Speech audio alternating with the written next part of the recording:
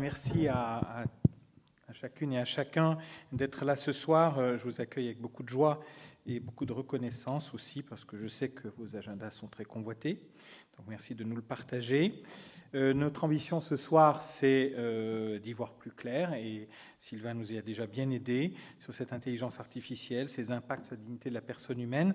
Il s'agit de parler vrai, chacun avec votre regard et votre expérience propre. Je remercie de tout cœur Elisabeth Gressieux, qui est docteur en sciences de gestion, professeur en éthique des affaires et RSE à l'ESCA, qui donne aussi un cours sur l'éthique de l'intelligence artificielle, qui fait de la recherche dans ce domaine.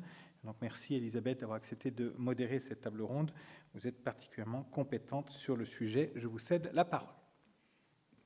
Merci beaucoup, donc Pascal André, c'est peut-être un grand mot, mais en tout cas, je m'y intéresse à ces aspects éthiques de l'IA, et je pense qu'effectivement, il n'y a pas que l'éthique de la finance, mais finalement également aussi l'éthique de l'IA avec des enjeux qui finalement sont un petit peu similaires. On peut en tout cas, une fois qu'on a certains cadres éthiques, de discernement éthique, comme nous l'a rappelé tout à l'heure Sylvain, eh bien, on peut appliquer ce cadre à plein de matières et de sujets différents. Donc je voudrais remercier nos invités et puis les présenter rapidement avant d'aborder des questions qui s'annoncent extrêmement passionnantes, enfin surtout les réponses que vous allez nous apporter. Alors je commencerai avec les dames. Madame Marie David, bonsoir. Vous êtes diplômée de l'école polytechnique et de l'ENSAE. Vous avez travaillé dans le secteur de la banque et de l'assurance, notamment dans la mise en œuvre de modèles de machine learning et d'IA. Et plus récemment, vous avez cofondé Carbometrics, qui est une entreprise à mission, je le souligne, qui aide les investisseurs à décarboner efficacement l'économie. Vous êtes également l'autrice d'un livre avec Cédric Sauvia, paru en 2019 aux éditions du Rocher, qui s'intitule « Intelligence artificielle, la nouvelle barbarie ». Ça donne le ton. Voilà. Merci Marie d'être avec nous. Laetitia Pouliquin, bonsoir. Vous êtes fondatrice du think tank NBIC Ethics, portant sur l'éthique des nouvelles technologies. Vous l'avez fondé en 2017. Vous avez participé à la rédaction du Guide européen d'éthique de l'IA et vous avez travaillé sur plusieurs amendements au règlement européen, dont l'IA Act. Vous êtes également conférencière, entre autres, pour la chaire de bioéthique à l'UNESCO. Et votre travail porte en ce moment sur l'éthique des implants intracérébraux et notamment de voir comment ces aspects éthiques peuvent être insérés dans une législation européenne et sur l'évaluation du Digital Service Act. Vous avez également écrit un livre, enfin plusieurs, dont le dernier, je crois, l'IA Maître du temps, qui est d'ailleurs en vente au-dessus de nous. Voilà, merci Laetitia d'être avec nous. Je ne représente plus Sylvain Duranton, que nous connaissons tous. Monsieur Romain Lavaux, bonsoir, merci d'être avec nous. Vous êtes également polytechnicien. Vous co-dirigez le fonds d'investissement Partech, spécialisé dans le digital et qui gère aujourd'hui 3 milliards d'euros. Vous avez successivement travaillé dans le groupe Airbus, dirigé une start-up spécialisée dans l'intelligence artificielle pendant 10 ans, puis vous avez travaillé aussi pour Dassault Systèmes. À la tech de Partech depuis 12 ans, vous soutenez maintenant des entrepreneurs dans une vingtaine de pays, depuis le tout début de leur aventure jusqu'à leur acquisition ou introduction en bourse. Vous avez également d'autres fonctions. Vous êtes signataire avec une centaine de patrons français de la charte Changer par le don et vous soutenez avec votre épouse de nombreuses fondations en faveur de l'éducation, de la santé et de l'inclusion financière. Vous êtes membre, je crois, fondateur de l'association Espérance et Algorithme, dont on aura l'occasion de reparler avec Étienne de Roquigny. Et vous avez également publié en 2021 avec la Fondation Vatican Centesimus Annus, dont vous êtes membre depuis 7 ans, le livre « Chef d'entreprise en temps incertain », qui trace un parcours de réflexion personnelle pour le chef d'entreprise au moyen de la doctrine sociale de l'Église. Merci Romain. Et puis enfin, Étienne de Roquigny, vous êtes mathématicien, vous conseillez des entrepreneurs. Vous êtes un penseur, un essayiste et conférencier. Vous avez en 2018 fondé et vous présidez actuellement le think tank dont on aura l'occasion de reparler, donc Espérance et Algorithme. D'ailleurs, je souligne que 4 d'entre vous, vous êtes tous membres de ce think tank, dont l'importance, et merci en tout cas de partager dans ce qui vient la nature et le pourquoi de ce think tank. Nous sommes très curieux de ceci. Vous êtes donc un scientifique, vous avez formé, accompagné des dirigeants dans la tech via votre cabinet Blaise Pascal Advisors. Vous avez également écrit un livre sur l'IA et Pascal, qui est également en vente au-dessus de nous. Et puis, vous avez une dernière chose, vous êtes donc... fondateur, comme je l'ai dit, de ce think tank qui regroupe des entrepreneurs, des scientifiques, des philosophes et des théologiens. Et vous êtes également le doyen de l'école, le vice-doyen, pardon, de l'école centrale Paris. Voilà, où j'étais. Voilà. Ben, en tout cas, merci beaucoup, merci d'être avec nous, Étienne, ce soir. Alors peut-être pour commencer, comme je vous rappelle l'intitulé de cette table ronde qui nous réunit ce soir. Comment mettre l'IA au service de la personne humaine? Quel défi pour le monde de la finance en particulier? Donc il m'a semblé intéressant, et là je ne vais pas prendre trop sur le temps de parole de nos invités, mais juste de rappeler 2 petites choses de 2 documents importants qui sont sortis récemment, qui ont été publiés par le Vatican. Je pense que c'est important de les rappeler. Le premier, c'est Antica et Nova, paru en janvier 2025, qui soulignait justement que l'IA impacte nos sociétés, non pas simplement d'un point de vue technologique, comme vient de nous le dire M. Duranton, mais également dans notre relation au travail, notre relation à l'autre et notre relation à soi-même, donc dans notre réflexivité. Pose donc des questions d'ordre anthropologique. Et ça me fait penser à un essai qu'ont écrit le philosophe Laurent Bibard et l'informaticien Nicolas Sabouret, qui disait finalement que l'IA, en titre, n'est pas une question technologique. Donc nous avons pu déjà aborder avec M. Duranton un certain nombre d'éléments qui montrent qu'effectivement, les impacts sont nombreux en termes anthropologiques, et nous aurons l'occasion d'y revenir. Donc les questions qui se posent, c'est quelle vision de l'homme véhicule l'IA finalement, ou encore quelle vision de l'homme les grandes entreprises technologiques veulent-elles mettre en avant? Et c'est là que les échanges de ce soir vont être passionnants.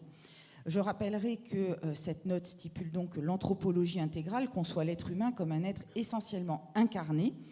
Et vous l'avez rappelé, Monsieur Duranton, je pense que c'est très important, avec une dimension spirituelle, cognitive et relationnelle. Et ce que ne peut pas faire encore l'IA, je dis encore, peut-être qu'un jour ça arrivera, même si je suis peut-être pas très personnellement optimiste là-dessus, on rappelle qu'en fait, ce qui vraiment décrit notre humanité, c'est notre orientation potentielle vers le vrai et le bien, notre recherche du vrai et du bien à travers 2 choses, à travers ce qu'on appelle l'intellectus, c'est cette volonté de rechercher, d'intuitionner la vérité en amont qui va fonder l'argumentation, et puis ensuite cette capacité discursive et analytique qui conduit au jugement.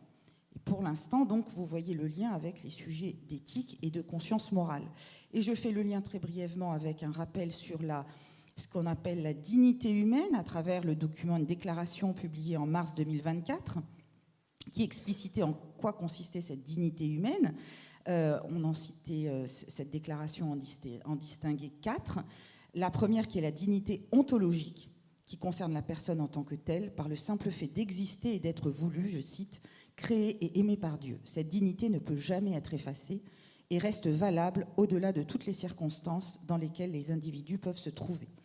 Et puis suivent 3 autres dignités, rapidement, la liberté, la dignité morale, qui fait référence à la liberté de conscience, la dignité sociale, qui fait référence aux conditions dans lesquelles une personne vit, et puis une dignité existentielle, qui est une capacité à vivre dans la paix, dans la joie et dans l'espérance. Nous allons donc voir comment l'IA, finalement, va venir impacter peut-être ces différents types de dignité humaine, dont la dignité ontologique. Sans plus tarder, je passe la parole à nos invités, avec une première question très ouverte, peut-être. Que vous inspire la thématique de ce soir? Est-ce qu'il y a une émotion en particulier que cela suscite chez vous, que ce soit de l'enthousiasme, de l'effroi, de la peur, de la colère? La parole est à vous. Peut-être, Romain?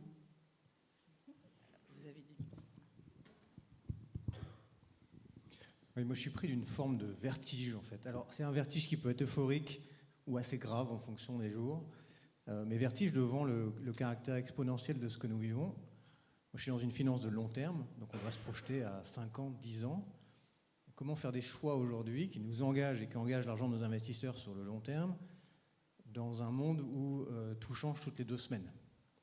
Je ne parle même pas de la situation géopolitique, je laisse ça de côté, mais simplement sur l'évolution de l'IA et de la technologie, de ses usages, et donc de son impact sur le travail. Donc voilà, ça je suis résolument un optimiste de la tech, mais je mesure aussi la vitesse du changement à laquelle on a à faire face, et donc l'importance du discernement. Je vais aller vite parce que j'ai déjà trop parlé, mais je suis évidemment aussi un optimiste, mais prudent, disons.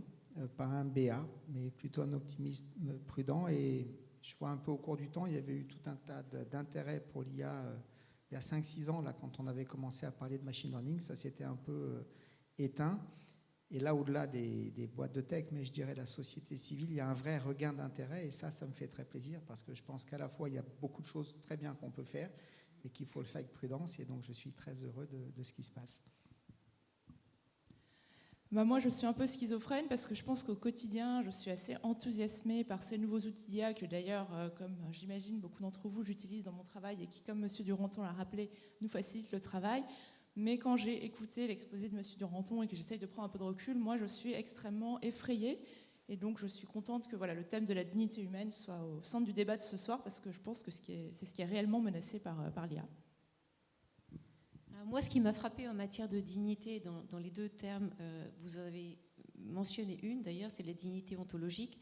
Celle-ci est totalement absente des fondamentaux de la Charte européenne des droits fondamentaux, par exemple, et donc des textes qui en découlent, si bien qu'on est dans une dignité qui ne matche pas à 100% avec ce que nous croyons nous-mêmes en matière d'ontologie qui fait de nous des personnes incarnées corps et âme, vous en avez largement parlé, et ça crée cet impératif kantien en fait, sur lequel repose l'autonomie de la personne dans les textes, crée en fait un clash qui fait qu'on ne sait pas vraiment, on n'arrive pas à définir dans le juridique ce qu'est l'homme.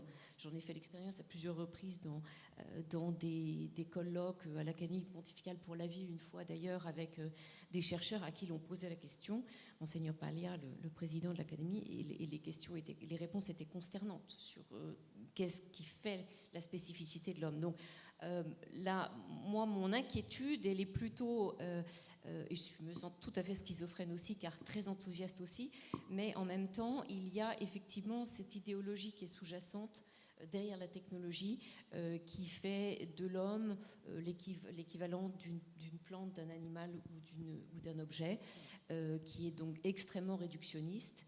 Et voilà, et cela, moi, me met en tension par rapport à ce que je crois, dans ma foi et dans ma raison. Alors moi, je dirais vigilance extrême et témoignage proactif. Pourquoi vigilance extrême ? On parle de dignité liée à la dignité humaine. À 800 mètres d'ici, il est en train de se passer quelque chose que jusqu'à présent, pratiquement juste les nazis ont fait.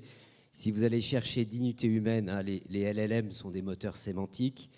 Alors, dignité humaine, on est dans un flou absolu. C'était les termes utilisés par les nazis en 1941, soutenus par les Américains, qui sont à l'origine de cette association Aide à la dignité, mourir dans la dignité, l'association de mort et dignité, Gnadetod chez les nazis, à la mort miséricordieuse. Donc on est dans un flou sémantique total, avec une régression anthropologique qui est absolument dramatique. Et hélas, c'est ça le contexte dans lequel on déploie l'IA. Donc ces IA qui sont incroyablement puissantes en termes sémantiques se déploient dans une période de crise sémantique anthropologique abyssale, totalitaire. Donc c'est mon premier point, c'est vigilance extrême parce qu'on est dans une période de flottement. Et donc j'en arrive à mon deuxième point, le témoignage proactif. Si cela ne parle pas, les pierres crieront. Si cela ne parle pas, les pierres crieront. Donc je pense qu'on a une responsabilité gigantesque en tant que chrétien, en particulier dans l'IA, d'être des témoins. Et de ce point de vue-là, je pense que c'est une très très bonne nouvelle que Léon XIV, on en a déjà parlé avec Sylvain, ait parlé de ça, parce que je pense que le monde a perdu ses repères, est en quête de sens absolu, et nous autres, nous avons des trésors qu'il va falloir amener au témoignage public. Et donc je pense que c'est une période de témoignage anthropologique incroyable, et que c'est une responsabilité qui nous incombe. Merci beaucoup. Alors justement, on va rebondir sur ce terme d'anthropologie. Étienne de Roquigny, vous avez donc cofondé le think tank Espérance et Algorithmes, et vous écriviez sur un post LinkedIn la semaine dernière les propos suivants: l'IA n'est rien moins qu'une provocation anthropologique à repenser le sens du travail, la vocation de l'entreprise, la dignité des relations humaines authentiques.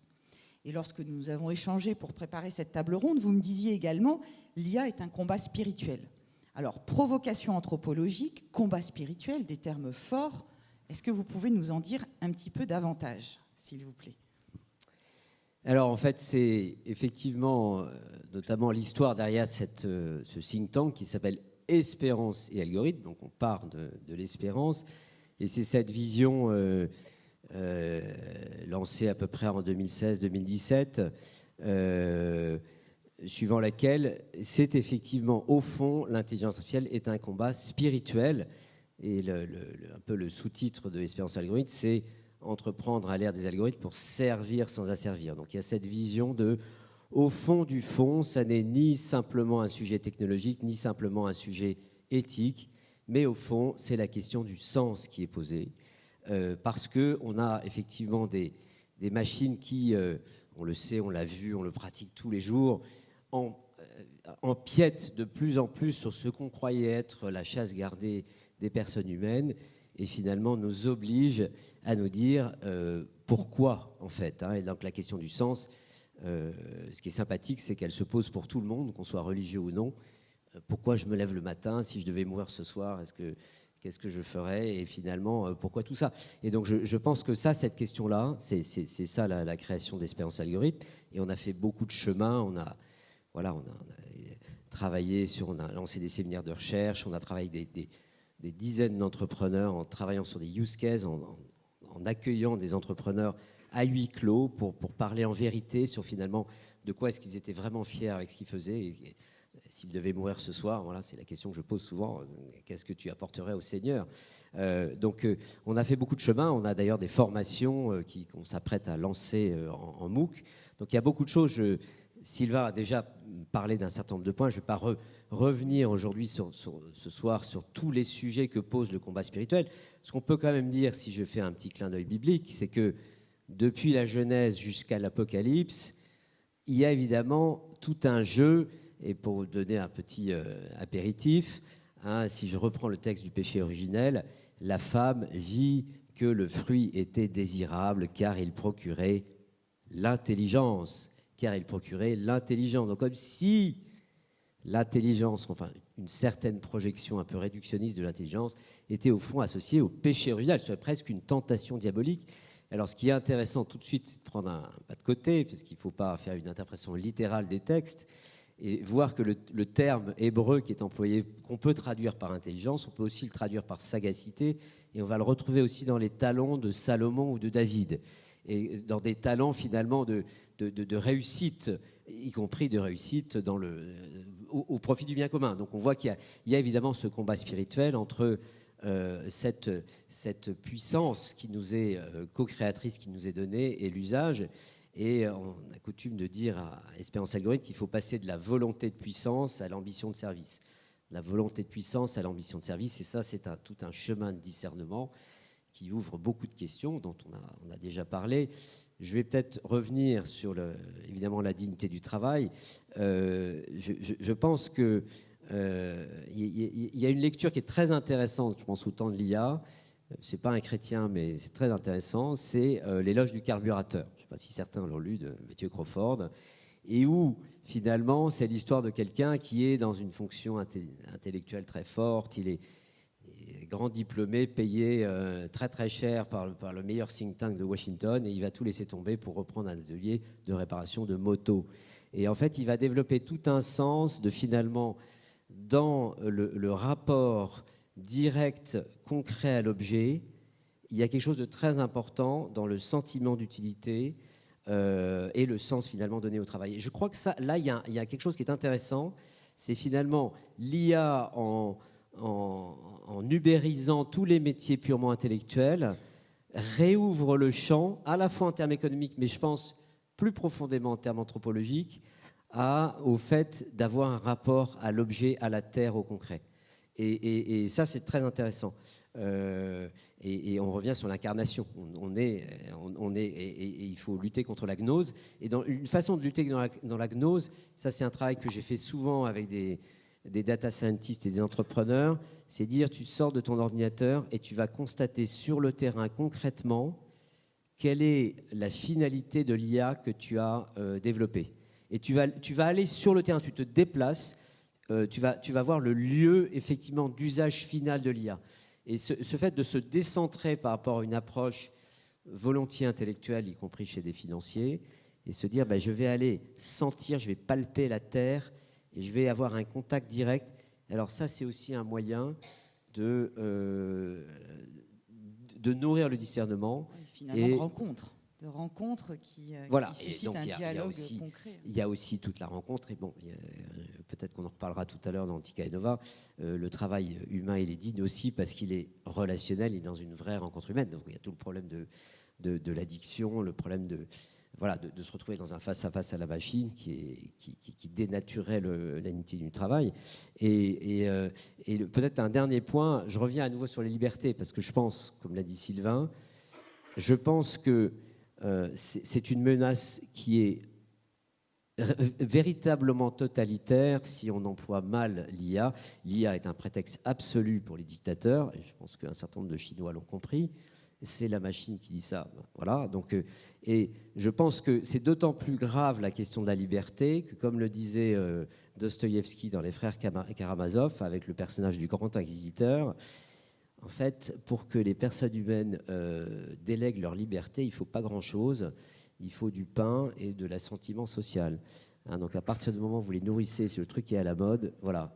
Et donc, je pense que il y a vraiment un vertige totalitaire, et je pense que là encore, il n'y a quasiment aujourd'hui que les chrétiens et nos frères juifs qui sommes les remparts de la liberté, notamment pour des questions épistémologiques. C'est-à-dire que derrière l'IA, il y a aussi quand même le retour du scientisme, la négation du libre arbitre.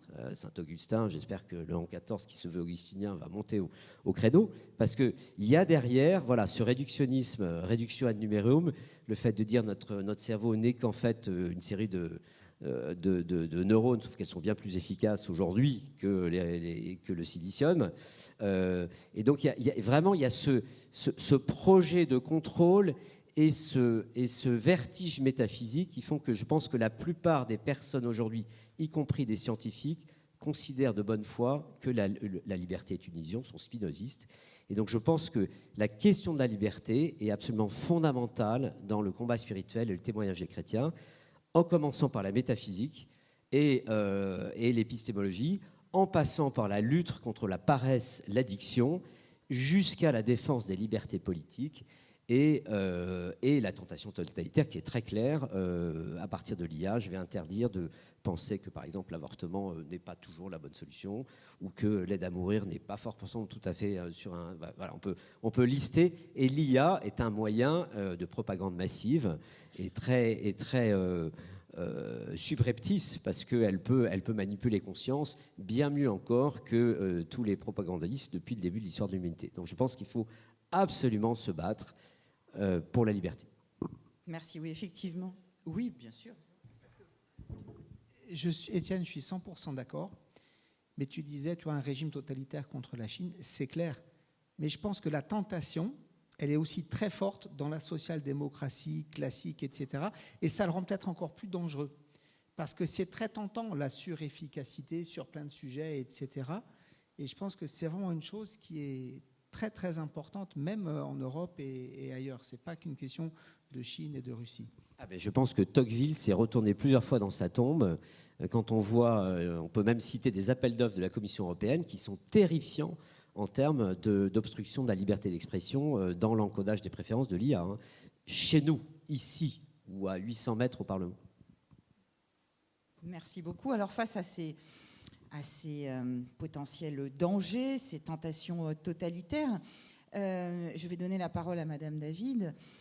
Sur le plan spirituel, justement, est-ce que vous pourriez nous partager vos réflexions autour du document Antica et Nova que j'ai cité précédemment, pour nous aider à prendre un petit peu de recul par rapport à ces tentations, par rapport à ces risques? Qu'en retirez-vous, qu'en retenez-vous? Alors moi, j'en retiens surtout qu'aujourd'hui, l'Église catholique est une des seules instances à avoir une réflexion cohérente sur le sujet de l'IA. Et croyez-moi, j'ai essayé de lire beaucoup de choses. Il y a quelques philosophes ici et là qui essaient de penser les choses, mais je pense que s'il y a une chose qu'il faut que vous reteniez ce soir, c'est comme l'a dit Étienne, c'est un enjeu anthropologique et le problème est souvent assez mal posé. C'est-à-dire, on dit ah oui, c'est des problèmes d'éthique, ou alors ça va créer du chômage, comment mieux se répartir les richesses. Ça, ce sont des petits problèmes vus par une petite lorgnette, mais en fait, on est face à une mutation anthropologique d'envergure. Et je pense que l'Église se pose les bonnes questions en rappelant effectivement la dignité, le destin de la personne humaine et ce que la personne humaine doit être et comment elle doit se développer. Ensuite, pour rester sur le plan théologique, moi je voudrais rebondir sur quelque chose qu'Étienne a dit, qui était le Jardin d'Éden. Moi je pense qu'il y a quelque chose un peu de diabolique, je le cite. Je pense que c'est une tentation pour l'humanité de développer l'IA, et si on regarde l'histoire de l'IA, ça s'est un petit peu passé comme ça. C'est pas vraiment quelque chose dont on avait besoin. C'est plutôt que les scientifiques, qui à l'époque venaient de différentes disciplines, de la biologie, de l'économie, des mathématiques, qui ont créé et qui ont commencé à penser la science informatique dans les années 50, se sont dit, et le plus célèbre d'entre eux étant Alan Turing, tiens, mais pourquoi on ne ferait pas des machines qui pensent? Et moi, je vois là-dedans une espèce de grande tentation, un peu prométhéenne. Tiens, essayons de créer quelque chose à notre image, donc on peut appeler ça ce que c'est une idole en fait, pour voir si on est suffisamment fort, si finalement on est aussi fort que Dieu pour créer un avatar. Et moi je pense que cet aspect idole est assez important, et je pense que ce soir je sais que je suis dans une assemblée chrétienne, donc je ne dirai pas ça n'importe où, mais je pense que ça mérite d'y réfléchir. Et ensuite, s'il y a une autre chose qu'il faut que vous reteniez, donc moi j'ai trouvé que l'exposé de Monsieur Duranton était remarquable, brassait beaucoup de sujets. Malheureusement, chacun de ces sujets mériterait des heures de discernement, de comprendre.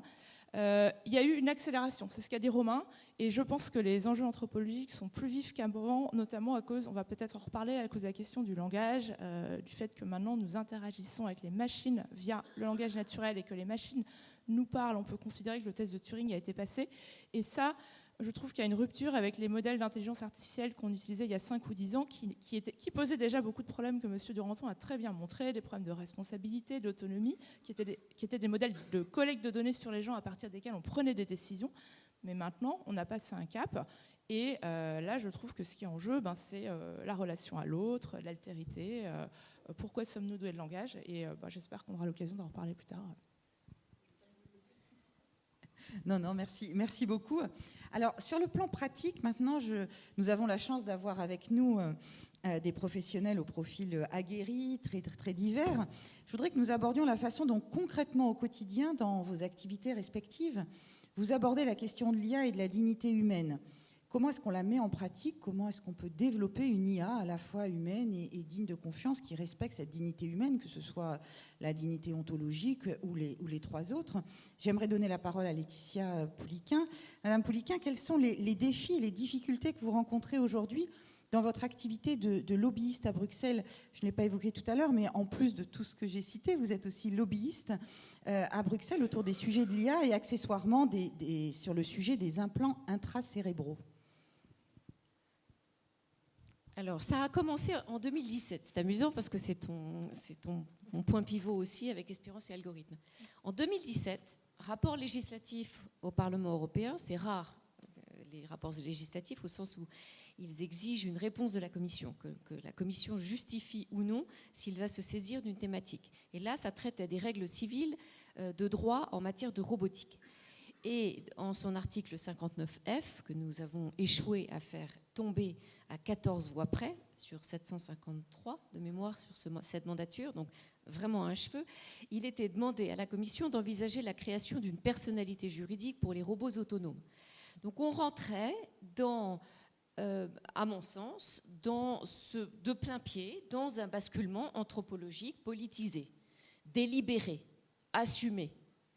Dans ce rapport, dans ses versions originelles, il était spécifié de la médecine augmentée. Donc à 2 reprises, il y avait 2 articles qui demandaient. Il était demandé que les robots puissent gérer, à vous, amis financiers, leur portefeuille financier, boursicoter de façon à pouvoir justifier, investir, dans leur mise à jour, de manière autonome. Donc voilà un peu l'état d'esprit dans lequel je suis un peu tombée dans cette soupe-là de l'éthique. Éthique, c'est à nouveau un mauvais terme. J'ai dit que dignité était un terme qui était complètement galvaudé, dont la Charte européenne des droits fondamentaux ne disait que, presque de manière tautologique, qu'il fallait la protéger, qu'elle était inaliénable, et qu'il fallait la protéger sans la définir. Pour l'éthique, c'est pareil. C'est de la morale à 2 sesterces, à bas compte. On va parler de transparence, d'explicabilité, de réplicabilité. On va parler éventuellement de responsabilité civile. Vous en avez un peu parlé d'ailleurs, donc le human in the loop, etc. Mais en fait, on s'aperçoit que ça ne couvre pas l'entièreté du sujet. Voilà. Donc au niveau de l'IA Act, par exemple, sur les travaux que j'ai pu entreprendre à la suite du guide d'éthique de l'intelligence artificielle, sur l'IA Act, 3 amendements que nous avons proposés sous diverses formes, demandant une option d'opt-out, donc une possibilité de dire non, je préfère que mon dossier soit traité pour une allocation de prêt, par exemple, par une personne humaine, parce que je sais que je vais être discriminée de fait.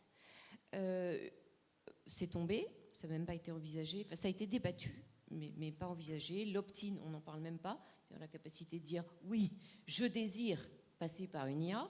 Je désire donner mes données de santé, puisque en opt-in, par exemple, puisque vous évoquiez ce sujet-là. Ensuite, on a parlé beaucoup du watermarking, donc l'étiquetage des intelligences artificielles pour éviter, entre autres, l'anthropomorphisme, les biais cognitifs. Les vidéos, aujourd'hui, si vous regardez les expressions labiales des avatars de Microsoft, ils sont terrifiants. On s'y trompe, en fait. On ne peut absolument pas distinguer une personne humaine. D'ailleurs, je déteste cette expression. Une personne humaine, c'est une persona. Donc, on est obligé de spécifier humaine avec ces différents types de personnalités. Et donc, watermarking, et donc ça, c'est passé sur les IA génératives, vidéo-images, mais pas pour le texte. Donc, typiquement, un texte qui est généré par un LLM, est-ce qu'il vous appartient à 100%? C'est une vraie question. Quelle est la part de droit d'auteur? Est-ce que c'est votre pensée, la culture du soupçon? On en a parlé à notre dernière réunion, Espérance et algorithme. Est-ce qu'il est pertinent de penser que Monsieur Tartampion a réellement pondu ce business model? Est-ce qu'il doit être respecté comme étant l'auteur de ce business model? Ou bien finalement, est-ce que c'est l'IA qui a fait le boulot à sa place? Et le 3e élément, c'est human in the loop, à nouveau, la notion de responsabilité humaine, que l'on soit intégrateur, développeur, ou simplement que l'on commercialise des solutions d'IA. Il est impératif de faire en sorte que chacun y voit une responsabilité commerciale, juridique, un engagement personnel, que ces outils ont été testés. Aujourd'hui, dans le code de bonne pratique qui est à l'étude, enfin qui est quasiment finalisé, qui sera finalisé et publié le mois prochain et qui s'adjoint à l'IA Act, il y a des analyses de risques techniques qui sont réalisées et ceux-là, effectivement, sont là pour dire nous garantissons que ces IA sont solides, certes elles peuvent halluciner à l'occasion, mais elles ne confèrent pas de risque à l'humanité et à la personne. Voilà. Donc la question de la responsabilité civile est un vrai sujet. L'une des pistes qu'on pourrait envisager serait l'inversion de la charge de preuve, permettant ainsi à l'utilisateur à qui il a été causé un dommage de ne pas avoir à démontrer qu'il a subi un dommage, mais ce serait plutôt à la personne qui a vendu le système autonome de démontrer qu'il n'était pas coupable. Alors ce principe n'a pas été respecté, n'a pas été non plus accepté dans le devoir de vigilance, et donc je pense qu'il y aura quelques difficultés pour le mettre en pratique. Merci beaucoup, Laetitia. Revenons au sujet de la finance, qui est quand même un sujet qui nous intéresse particulièrement ce soir. Monsieur Lavaux, vous travaillez donc dans la finance, vous gérez un fonds. Alors, comment s'y repérer pour bien investir à la lumière de la DSE dans des organisations qui justement utilisent l'IA, alors soit qui vont la concevoir en amont ou qui vont l'utiliser plutôt en aval. Quelles seraient les recommandations que vous pourriez faire à notre auditoire et comment vous vous y prenez pour discerner justement? On a beaucoup parlé de discernement. Alors, je parlais tout à l'heure de vertige. Ce vertige, il est devant la vitesse du changement. Si on se projette... En fait, une caractéristique de l'investissement dans la technologie, c'est qu'on surestime toujours le changement à 2 ans, mais on le sous-estime énormément à 10 ans. Et souvenez-vous, l'apparition de l'iPhone. Pour les plus vieux d'entre vous, vous vous souviendrez qu'on était des addicts du BlackBerry. Et quand l'iPhone est arrivé, en 2010, on était tous là à dire « mais ça ne marchera jamais, moi je veux des vraies touches, voilà. » Et en fait, 2 ans plus tard, on était tous encore avec des BlackBerry, pour la plupart. 10 ans plus tard, c'était terminé. Et était apparu tout un écosystème et des usages dont on se demande aujourd'hui comment on faisait avant. Et en fait, c'est exactement la nature du changement qui s'opère avec l'IA. ChatGPT a 2 ans. Et souvenez-vous, il y a 2 ans, tout le monde disait vous verrez, ça va faire des changements colossaux, plus 7% de productivité dans l'année, etc., etc. En fait, 2 ans plus tard, nos jobs sont toujours les mêmes, à 99%. Et peu d'entre nous connaissent des gens qui ont perdu leur emploi à cause de l'IA. Mais ça, c'est 2 ans. Si on se projette à 10 ans, et parce que c'est exponentiel, et on mesure à quel point c'est exponentiel au fur et à mesure des annonces qui se multiplient, qui se succèdent, on n'arrive pas à imaginer. Prenez à peu près l'image que vous vous faites de l'IA dans 10 ans, dans votre vie et dans votre travail, et multipliez ça par à peu près 20 ou 50, et vous allez commencer à approcher de la vérité. Et c'est ça, en fait, le caractère de ce vertige. Alors, à la fois, ça peut être un peu inquiétant, c'est aussi une opportunité absolument incroyable pour un investisseur. C'est un moment un peu historique, on était au plus bas depuis 150 ans sur les gains de productivité, à part les guerres. Là, on a quelque chose devant nous où les entreprises ne vont pas s'améliorer de 5, 10, 20%. C'est du x2, x3, x10, x20 en productivité, avec des nouveaux modèles qui vont apparaître. Et qui dit nouveau modèle, dit une révolution sur l'emploi. Et c'est justement là que ça va commencer à toucher le sujet de la dignité humaine, parce que comme on le sait, le lieu d'expression numéro 1 de la dignité humaine, c'est le travail. Et oui, le travail va changer de manière colossale. Qui se souvient des 20 000 porteurs d'eau qui circulaient dans Paris? Qui se souvient des opérateurs et opératrices de standards téléphoniques après-guerre? Il y a 40 ans, il y avait 40% d'agriculteurs en France, 40% de la population active, c'est des agriculteurs. Aujourd'hui, c'est moins de 5%. Et à chaque fois, ce sont des révolutions industrielles, de mécanisation, d'automatisation, d'apparition de l'informatique qui ont mené à ces changements. La différence du changement actuel, et encore une fois, je reviens à cette exponentielle, c'est sa vitesse. La mécanisation, ça prend du temps. Là, on a une IA qui commence à se coder elle-même. 25% du code de Google est maintenant écrit par l'IA. Et si vous parlez à des startups, c'est 90% de leur code qui est écrit par une IA. Et donc ça, évidemment, comme on écrit du code à la vitesse d'une IA et non pas à une vitesse humaine, en fait, la machine s'emballe. Alors devant ça, à quoi est-ce qu'on peut se raccrocher? Au temps long. Et le temps long, c'est justement le temps de l'Église. Et en fait, on a une chance incroyable ce soir, c'est qu'on a effectivement, grâce à Léon XIV, et il a choisi ce nom exprès, une mise en lumière très nouvelle de cette sagesse biblique qu'est la doctrine sociale de l'Église. C'était 1891, Léon XIII, Rerum Novarum, à une époque où il y avait déjà une première révolution industrielle, l'exploitation de l'homme par l'homme, le rapport entre le capital et le travail. 100 ans plus tard, Jean-Paul II revisite avec Centesimus Annus, en disant ça fait 100 ans, mais en fait c'est toujours l'exploitation de l'homme par l'homme, c'est toujours le rapport entre le capital et le travail, avec une dimension supplémentaire qui est la dimension technologique, et qui apparaît bien dans les premières communications de Léon XIV. Donc prenons cette DSE, c'est la substantifique moelle de toute cette sagesse biblique qui est mise à notre disposition par l'Église pour faire ce travail de discernement. Et il y a une phrase essentielle, je trouve, dans cette encyclique Centesimus Annus de Jean-Paul II, qui dit « L'Église n'a aucun modèle à proposer ». C'est vraiment écrit comme ça. « L'Église n'a aucun modèle à proposer ».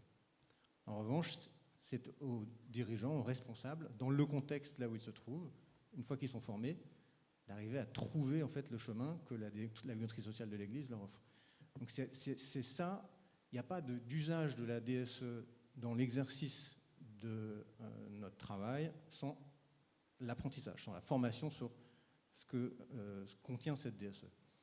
Alors, j'ai vécu un épisode assez intéressant grâce à Jean-Baptiste de Françu, que vous avez eu plus tôt, il y a 3 ans maintenant, donc même 4 ans, c'était à peu près le moment du Covid. Vous vous souvenez, c'était le boom des valeurs technologiques en bourse, c'était le boom des startups avec des valorisations complètement incroyables.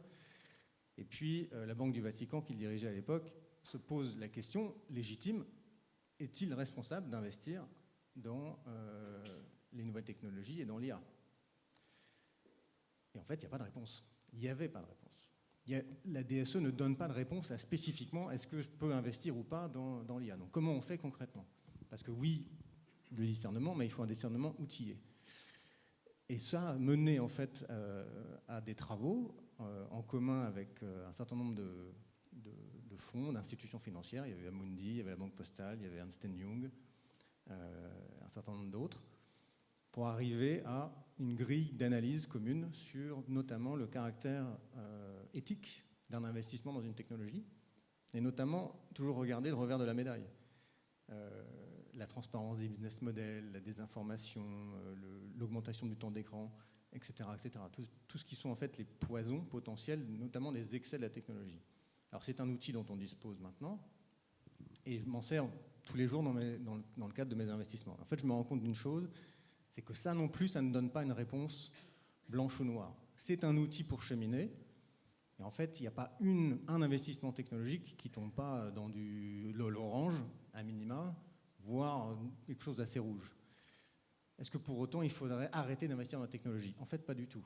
Et je me suis rendu compte que la clé de sortie de ça, c'est le dialogue avec les dirigeants, avec l'entrepreneur. Parce qu'au final, ce qui compte, ce n'est pas tant l'image qu'on a de leur technologie ou de leurs produits aujourd'hui, puisqu'encore une fois, dans 2 semaines, dans 2 mois, dans 2 ans, il aura complètement changé avec cette évolution. C'est là où les dirigeants veulent l'emmener. Et les dirigeants des entreprises technologiques ne sont pas tous chrétiens, en fait, loin de là. Mais il nous faut ce dialogue. Et vous seriez surpris de l'appétit qu'il y a, en fait, chez la plupart des dirigeants technologiques, et on le voit, nous, dans le cadre de nos travaux avec Espérance et Algorithmes, à quel point ils sont, en fait, friands de les emmener sur cette discussion.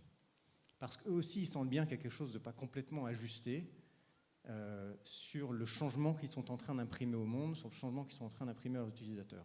Et donc, avoir cette discussion, en fait, ça permet de prendre une décision assez rapide. Quand vous avez une discussion sur ce plan avec un dirigeant d'une entreprise technologique, il y a vraiment 2 situations qui se créent instantanément. Il y a celui qui dit « mais c'est génial d'avoir cette conversation, ce n'est pas des choses auxquelles je pense tous les jours, mais oui, j'ai conscience qu'il y a des sujets éthiques, oui, j'ai conscience qu'il y a des zones grises, on va y travailler, on prend des engagements, j'aimerais qu'on continue à avoir ce dialogue, etc. » Ça, c'est un type de réponse. Il y a l'autre type de réponse, et que j'ai une fois sur 2, qui est « mais Romain, de toute façon, si on ne le fait pas nous, c'est les Chinois ou les Américains qui vont le faire, donc en gros, viens pas nous raconter, nous mettre des barrières avec tes sujets éthiques, merci, au revoir. » Et en fait, on n'aurait pas posé les questions, on n'aurait pas amené le dialogue sur ce terrain, on n'aurait pas réussi à savoir où se situaient les dirigeants. Et donc, ce n'est pas tant l'analyse du sous-jacent de manière un peu froide, le produit, son marché, comment fonctionne l'algorithme. En fait, au final, c'est réellement l'intention des dirigeants et comment ils se placent par rapport aux écueils éthiques. Merci beaucoup. Oui, je rebondis sur si je ne le fais pas, d'autres le feront. Oui, peut-être, mais ça change tout du point de vue moral pour notre conscience. Moi, je ne participe pas à ça. Et on sait très bien que la conscience morale de chacun, de chaque personne, participe de sa dignité, comme on l'a rappelé, hein, la dignité morale, qui était la deuxième dignité que j'ai évoquée. Ça change tout. C'est pas moi qui le dis, c'est Hannah Arendt. Et effectivement, ça change tout parce que je ne vais pas participer. Peut-être que d'autres le feront et peut-être que l'impact et la conséquence sur effectivement des parties prenantes seront peut-être négatives ou violentes ou quoi que ce soit. Mais en tout cas, je ne suis pas partie de ça et au contraire, je lutte contre. Donc moralement parlant, c'est quand même très intéressant ce que vous dites et de voir les réactions qui se partagent entre les entreprises. Alors justement, pour parler des entreprises, est-ce que nos entreprises ont des préoccupations éthiques? Parce qu'on voit fleurir beaucoup de déclarations de valeurs, de listes de valeurs, un peu de liste à la Prévert. Hein. Chacun y va de sa déclaration, de sa charte éthique, reprenant un certain nombre de valeurs. Alors, les valeurs de la bioéthique, la bienveillance, la non-malveillance, viennent régulièrement la justice aussi, l'autonomie, viennent la liberté de conscience, enfin tout un certain nombre de valeurs, parmi lesquelles d'ailleurs aussi l'explicabilité, qui n'est pas vraiment une valeur, mais qui est très importante pour l'IA, comprendre comment fonctionne l'IA et comprendre surtout qui est responsable de quoi dans toute cette chaîne de développement. Alors nos entreprises, Monsieur Duranton, vous l'avez un petit peu évoqué, se posent sans doute un certain nombre de questions, en tout cas sont face à des zones grises, comme vous l'avez dit, très nombreuses, et ce sont autant de zones de dilemme éthique. Alors, comment est-ce que les entreprises que vous voyez, avec qui vous travaillez, eh bien, finalement, essayent de prendre en compte ces préoccupations éthiques? Est-ce que déjà elles s'y intéressent ou est-ce qu'elles sont juste, on va dire, intéressées par l'aspect technique, l'aspect solutionnisme? Ou est-ce que justement l'éthique prend une place importante dans la réflexion que vous pouvez mener lorsque vous développez les applications IA pour vos clients? Et par quoi ça passe-t-elle, ces préoccupations? Comment sont-elles concrétisées? Alors, effectivement, il y a toutes les entreprises d'aujourd'hui vous diront qu'elles ont des chartes de l'IA responsable, etc.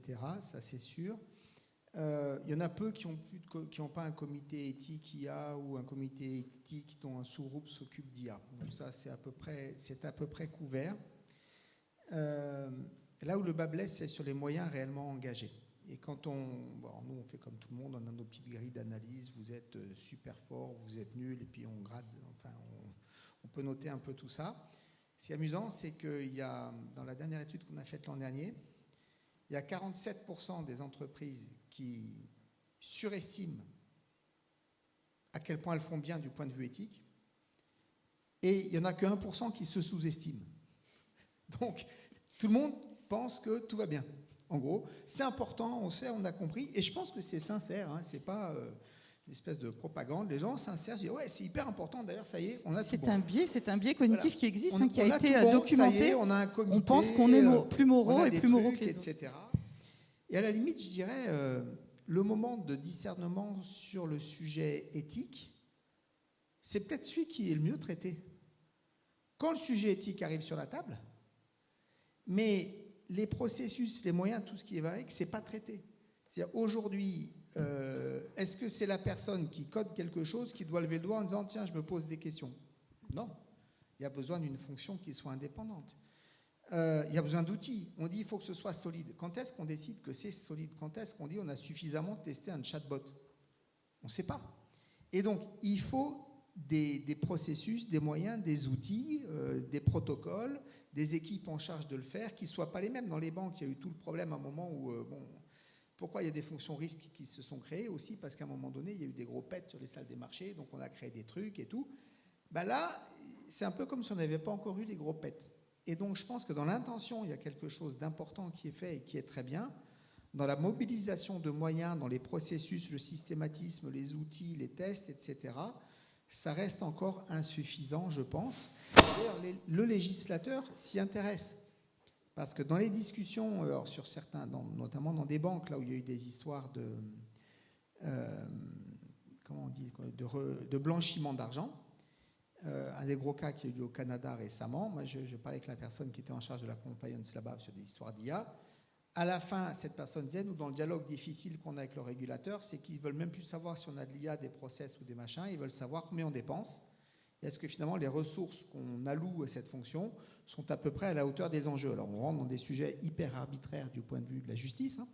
Mais en tout cas, à un moment, il y a besoin de mettre des moyens. Et c'est un peu là, je trouve qu'aujourd'hui, ça manque dans pas mal d'entreprises. Après, il y a des choses qui sont bien. Vous avez Orange et Malakoff Humanis qui ont lancé un label Positive AI là, pour essayer justement de pouvoir tester avec des systèmes experts la qualité des process, tout ce qui est fait pour une vraie certification. Donc il y a des choses qui se font. Et ce qui est difficile, c'est que suivre la réglementation ne suffit pas. Et on a une réglementation en Europe, mais on n'a pas de normes. Dans l'auto, on sait tester, on sait comment ça marche, il y a des tests, on sait tester. Aujourd'hui, les normes, elles ne sont pas définies, et c'est normal, hein, ça met un temps fou, et c'est différent par secteur pour tout un tas de choses. Et aujourd'hui, moi, je pousse beaucoup par secteur les entreprises à dire créer des normes, parce qu'au moins une norme, ça vous fera une référence qui est quand même plus opérationnelle et pragmatique qu'une loi un peu toujours dont on ne sait pas bien où les jugements tomberont. Et donc là, il y a un gros effort de normalisation à faire sur ces sujets. Merci beaucoup. Étienne de Roquigny, vous conseillez également un certain nombre d'entreprises. Est-ce que vous partagez le constat fait par M. Duranton sur justement cette difficulté à mettre les ressources qu'il faut pour justement traiter de ces questions éthiques concrètement ? Moi, je suis extrêmement sceptique sur le terme éthique. Quand on a construit l'expérience algorithmique, on a dit l'éthique sans le dévoilement explicite de l'anthropologie et des valeurs, c'est soit une coquille vide, soit une manipulation. Donc je suis extrêmement sceptique sur l'éthique et par ailleurs, je suis persuadé que pour des raisons bassement économiques, soit la stratégie de l'entreprise est orientée vers une contribution au bien commun et on organise toutes les meilleures ressources pour servir ça. Tout ce que je vais faire à côté en disant oui, mais vous savez, en fait, on fait des pubs lobotomisantes et des boissons sucrées qui rendent les gens obèses, mais en fait, à côté de ça, notre IA, elle est super éthique. Puis vous savez, on a débiaisé les gens, tout ça, je fuis. Donc pour moi, la question, c'est celle du sens. C'est je suis entrepreneur, je me lève le matin, je prends énormément de risques. Je mets en risque ma vie, ma famille, ma réputation. Pourquoi est-ce que je fais ça vraiment ?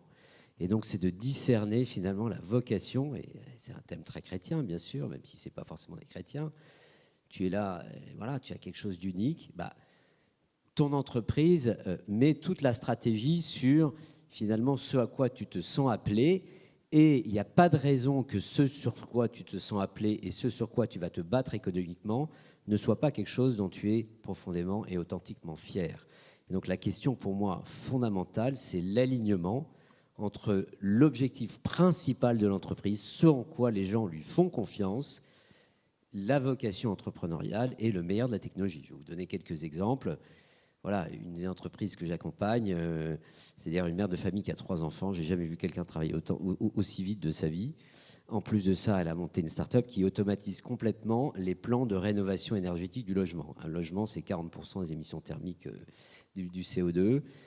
C'est un bazar absolu parce que tous ceux qui ont fait des travaux le savent. C'est l'empire du foutraque. Et donc là, on met un peu de rationalité. On permet à des artisans de faire des devis sans se déplacer et de sélectionner là où il y a vraiment quelque chose à faire. Et en plus, rénover un logement, ça ressemble quand même toujours un peu à rénover un autre logement la plupart du temps.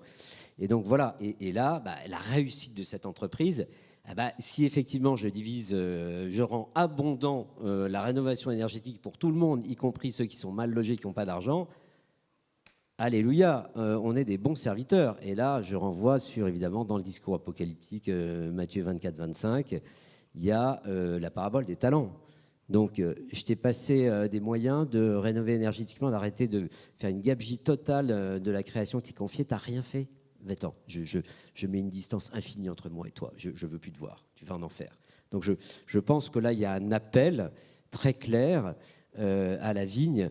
Et dans cette vigne, on a les algorithmes. Et dans les sujets pressants, il y a en particulier les sujets qui sont chers, qui sont l'essentiel des entreprises que j'accompagne, le développement durable. Et les ressources d'efficacité absolument incroyables des IA permettent effectivement de réduire le coût des investissements énergétiques et du gaspillage. Et donc là, les choses sont quand même beaucoup plus simples. À partir du moment où vous construisez une entreprise dont l'objectif, c'est effectivement de réduire les dépenses énergétiques, ça simplifie. Ça ne veut pas dire qu'il ne va pas y avoir des problèmes éthiques secondaires. Le diable se cache dans les détails et tout est soumis au péché original. Donc, je peux vouloir le plus grand bien du monde et être un affreux esclavagiste dans la façon dont je traite mes salariés, dans la façon dont je traite mes fournisseurs. Donc il y a toutes sortes de questions d'éthique des affaires ou d'éthique instrumentale de l'IA. Mais je pense qu'au premier ordre, Une instrumentalisation de 80-20, l'éthique. je commence par l'alliement de la stratégie, de la raison d'être et de la mission de l'entreprise. Merci beaucoup. Alors peut-être une dernière question pour Mesdames David et Mesdames Pouliquen. Peut-être quand même faisons écho au premier discours de notre pape Léon XIV.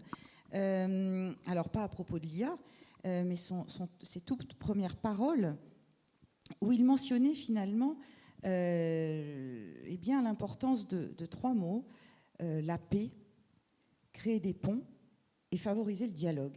Il nous disait ce sont 3 mots clés qui sont très importants à prendre en compte. Alors, selon vous, est-ce que l'IA est un instrument de paix? Est-ce qu'elle favorise les ponts, justement, entre les hommes ou pas? Et est-ce qu'elle favorise le dialogue? Qu'est-ce que ça évoque comme réflexion par rapport à votre activité et puis pour notre auditoire? Et l'IA, vous m'entendez là? Oui. Et l'IA s'est fait verbe. Depuis qu'on a les LLM et qu'on dialogue et que les jeunes, comme vous nous l'avez bien dit tout à l'heure, ont des IA compagnons qui sont des thérapeutes, des petits copains ou des professeurs, eh bien, le dialogue est de plus en plus désincarné. Et donc, l'IA s'est fait verbe, nous pose un problème réel de sortie de l'espace-temps avec le gaming, par exemple, et nous fait sortir du réel, bien sûr, si bien que quand le pape appelle à la paix par la justice sociale et le retour au dialogue, je pense qu'il faut vraiment entendre comme un appel pressant à reconsidérer nos capacités de dialogue. Alors, pour nous, on a été à l'école, on a fait un peu de philo, on a fait un peu de logique, un peu de mathématiques, un peu de grammaire. On a été bien formés à l'Église catholique qui nous apprend le discernement, les processus, les étapes de notre discernement moral. Mais qu'en est-il des générations qui sont en dessous de nous, qui ne lisent plus et qui ont pour seule fin les réseaux sociaux dans lesquels on s'insulte passablement. Les opinions sont complètement polarisées, communautarisées, mises en silo. Donc les ponts deviennent extrêmement compliqués. Donc là, autant sur l'usage de l'IA tel qu'on le voit se développer en entreprise, des drones livreurs de sang, qui sont d'autres exemples que j'ai vus, là, sur l'apport de paix, d'ouverture, de création de ponts, et tout cela par un dialogue facilité, j'ai du mal. Voilà, je crains le pire, en fait. Merci, c'est clair. Non, je ne vais pas rajouter grand-chose. Non, mais je suis assez d'accord. Je pense que c'est assez important ce qui vient d'être dit. Effectivement, ce qu'on voit avec les nouvelles technologies au sens large, parce qu'en fait, on vit dans un système technologique dont l'IA n'est qu'une des manifestations, qui est la numérisation, les smartphones, les réseaux sociaux. Ce qu'on a vu sur les sociétés, les systèmes politiques, c'est plutôt effectivement une disparition du dialogue, une polarisation et un refus du dialogue collectif et un peu, j'ai envie de dire, de la démocratie qui en soi est un dialogue douloureux, qui se fait dans la contradiction. Et ça, c'est très menacé pour moi par tout le système des nouvelles technologies. Et ensuite, il y a l'enjeu numéro 2 dont on a parlé, qui pour moi est très grave, c'est qu'il y a un brouillage de la frontière entre humain et non humain. D'ailleurs, c'est un courant qui est un peu dans l'anthropologie contemporaine. On dit oui, finalement, tout a un peu les mêmes droits, les humains, les non-humains. Et du fait que maintenant l'IA parle et que effectivement, moi, les stagiaires de mon bureau, ils me disent, moi, quand ça va pas, je parle à ChatGPT. Moi, je trouve ça effrayant. Et donc, je ne vois pas comment ça va habituer les jeunes générations à l'altérité, qui est la relation à l'autre, donc à ce qui nous est étranger, ce que je dois essayer d'atteindre, ce avec quoi je dois me mettre en relation. Et voilà, ça, pour moi, effectivement, c'est un enjeu majeur. Merci beaucoup. Alors, le temps est écoulé. Nous souhaitons aussi passer la parole à notre auditoire pour qu'il puisse intervenir. Mais alors, juste avant, peut-être le mot de la fin pour tous. Si vous aviez un défi majeur à relever et sur lequel attirer l'attention et la vigilance de notre auditoire, quel serait-il? Est-ce que vous pouvez en choisir chacun un? Très compliqué, vu tous les challenges que l'on a nommés. Je peux me lancer. En fait, c'est un défi positif. c'est l'éducation. Moi, je pense que sur l'éducation, ce qu'il y a à faire avec l'IA, c'est formidable. Des heures de tutorat en cours individuel pour toute la planète, dans tous les sujets, on n'y arrivera jamais, il n'y a pas les moyens.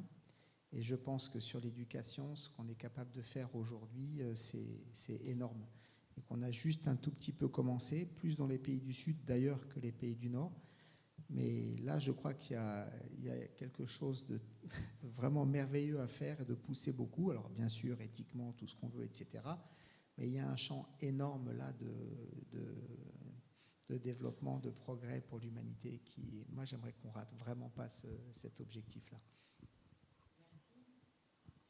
Ben pour moi, le défi, c'est... alors, c'est vrai que ce soir, j'ai eu un discours assez axé parce que je voulais vous faire réagir. Le défi, pour moi, effectivement, c'est la pensée critique qui est de plus en plus importante parce que derrière l'IA, il y a aussi des intérêts géopolitiques, idéologiques. Étienne, je crois, a parlé du transhumanisme. Enfin, il y a des gens derrière qui ont une vision de l'humanité qui, je pense, n'est pas la nôtre. Donc, je pense que c'est important d'exercer son discernement et de se dire, en fait, derrière tout ça, quel est le projet de société? C'est pour ça que j'ai bien aimé les idées de Romain et d'Étienne de dire, en fait, quand vous financez une entreprise, ne vous laissez pas éblouir par l'usage de telle et telle technologie. Regardez qui est le dirigeant, qu'est-ce qu'il veut faire, quel est son projet, et engagez-vous avec ce projet-là. Et je pense que Romain a entièrement raison, il n'y a pas de règles, il n'y a que des zones grises, tout est compliqué. Donc voilà, apprenez à exercer un discernement critique. Alors, puisqu'on est sur le transhumanisme, à nouveau, je vais être d'accord avec toi, ma chère Marie. J'ai écrit un premier bouquin qui s'appelait Femmes 2.0, féminisme et transhumanisme. Alors, j'ai effectivement un peu creusé la question depuis bien avant ChatGPT. Et en fait, moi, la vraie inquiétude que j'ai, elle est là. Est-ce que ces enjeux géopolitiques seraient résolus de manière catastrophique par la prédation des GAFAM, entre autres, qui sont, somme toute, très transhumanistes et qui renverseraient nos pouvoirs en nous imposant leur technologie et une surveillance. C'est une possibilité. Donc pour moi, l'enjeu, il est un enjeu presque, j'allais dire, prosaïquement électoral. Laurent Alexandre tweetait, qui a préfacé mon bouquin, ça peut surprendre certains, mais en fait, son constat est souvent exact. Les solutions qu'il apporte ne le sont pas. Il me semble, en tout cas, voilà pourquoi nous sommes en dialogue, lui et moi. Laurent disait hier, mais on ne peut plus se permettre d'avoir des dirigeants politiques qui ne comprennent rien à ce sujet-là. Ça n'est plus possible. Donc un bulletin de vote éclairé, ça peut être ça, et si possible, avec la doctrine sociale de l'Église. Alors moi, je vais partager une conviction et une proposition. D'abord, la conviction, je pense que face aux défis abyssaux de l'intelligence artificielle, qui est autant une merveille de l'homme co-créateur qu'une tentation diabolique, et face aux angoisses existentielles face au changement climatique, il n'y a qu'une seule réponse, notre Seigneur Jésus-Christ Sauveur. Et je pense qu'on a un moment de l'histoire où le témoignage chrétien est particulièrement approprié par rapport aux angoisses existentielles et au besoin de trouver un juste rapport à la science, à la technologie, au travail, à la liberté, à tout ce qui fonde. Bon. Donc ça, je pense que je suis convaincu que c'est un bon moment. Et donc, ma proposition est la suivante. J'ai proposé sur LinkedIn de parler de Rerum Noviarum. Et donc, avec Espérance Algorithme, probablement les entrepreneurs dirigeants chrétiens et d'autres, ceux qui veulent rejoignez-nous pour former un groupe de travail pour proposer à l'Église une réflexion venant du terrain, des chefs d'entreprise, des innovateurs, de la DSE Reloaded face à l'IA, face au changement climatique. Voilà, qu'on ait une contribution de gens acteurs de l'économie, de la technologie. Et voilà, donc envoyez-moi un mail, edr@espérance-algorithme.org. Voilà. Merci. Romain.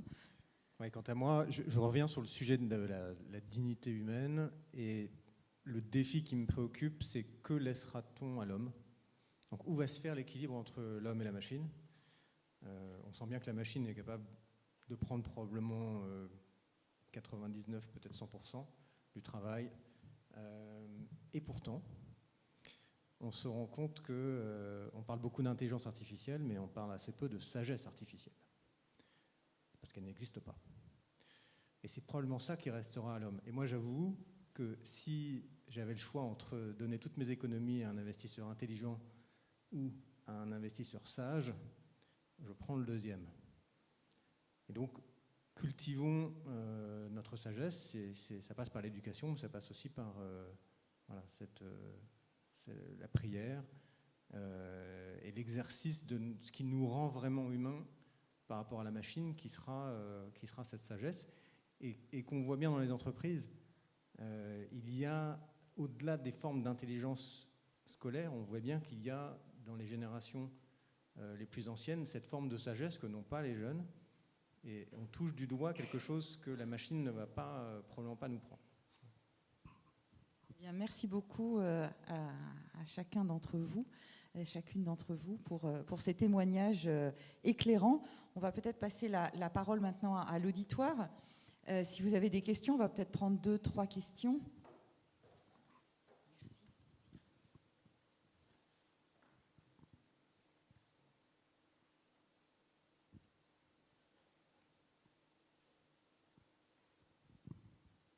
Merci pour les réflexions que vous nous avez proposées. Moi, j'ai une suggestion. Est-ce que, par exemple, dans les travaux que l'Église pourrait fournir, si on se rend compte que l'homme a des difficultés à mettre une limite dans son utilisation de l'IA, est-ce que, je sais pas, l'Église, avec des scientifiques qui seraient inscrits dans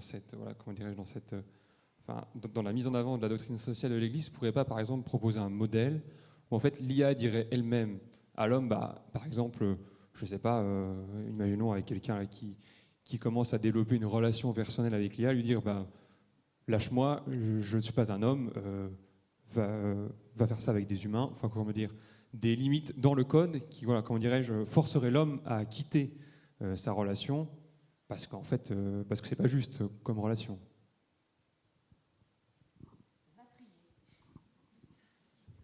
Techniquement, c'est très faisable, hein. Et c'est là que les entreprises peuvent décider de faire différemment. Il y a des sociétés de jeux, en ce moment, de jeux en ligne qui utilisent l'IA pour aller chercher toujours plus de monde. Et puis, il y a des sociétés de jeux en ligne qui utilisent l'IA pour repérer les gens qui sont dans une phase d'addiction et pour essayer de, justement, arrêter ça. Et donc, c'est complètement des choses qui sont faisables sur le plan technique, mais ça revient à ces discussions en interne de qu'est-ce qu'on veut faire de l'IA, pour faire quoi.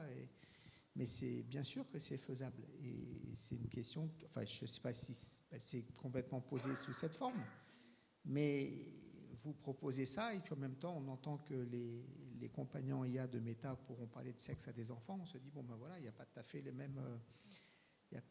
mêmes objectifs derrière. Moi, je voudrais quand même rebondir sur un point, c'est qu'il y a cette tentation depuis longtemps d'encoder le bien commun dans la machine.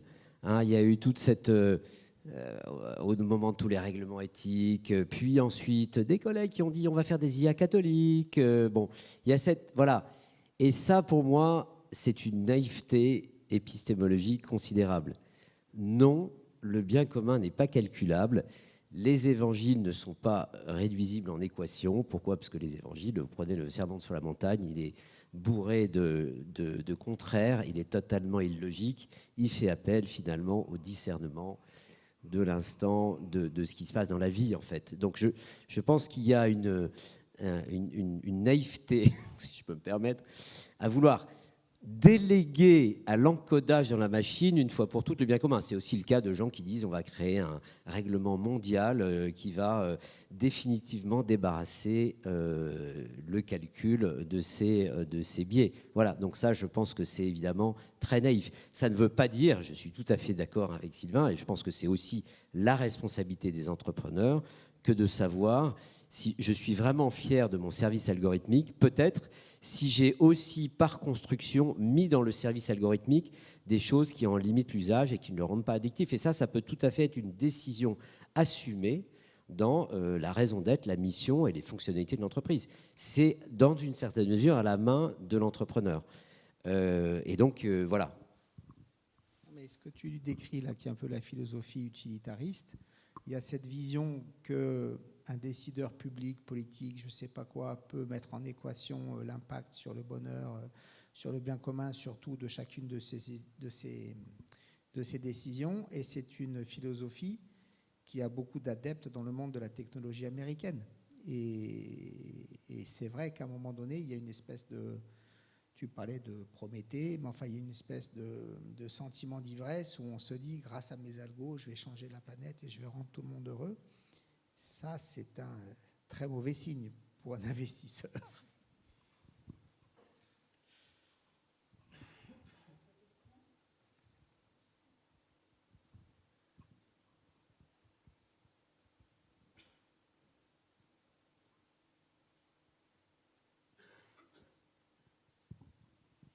On n'a pas beaucoup évoqué on a évoqué l'accélération du progrès technologique.